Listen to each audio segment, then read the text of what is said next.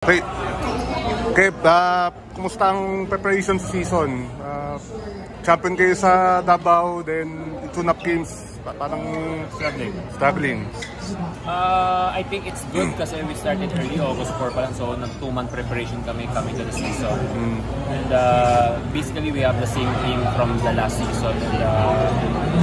And ako personal opinion, not naman personal goal is maging consistent kami sa ginagawa namin kasi ako kung tatanungin mo kasi TNT, San Miguel, Ginebra, Magnolia, mga Converge, mga consistent sila sa ginagawa nila. So I really hope yung consistency yun yung bagay na what will help us get over the hump.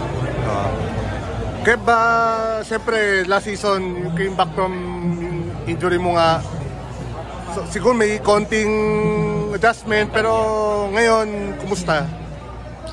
I feel much better than the last time. Siguro, sinasabi ko sa sarili ko, I shouldn't have any excuses na from here on not to play at a better level. So, yun, I just hope Lord willing makalaro ko better than the last time. Pero wala namang, di mo nang pinapray yung sarili mo na mabalik mo yung mga nung gilas time mo or... Good question.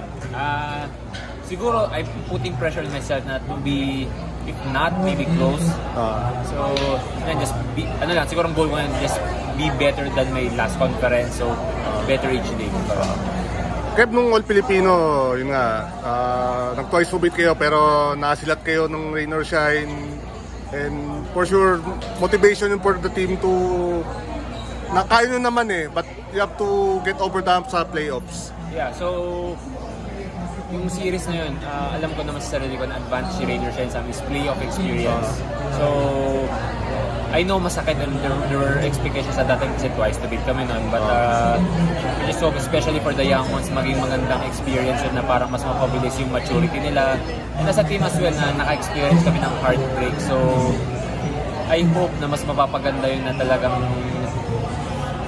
as a team, yung chemistry namin mas nabubuo, yung character ng team namin. Kasi doon mo matitas yung character ng team pag dumaan ka sa mga pagsubok na gano'n.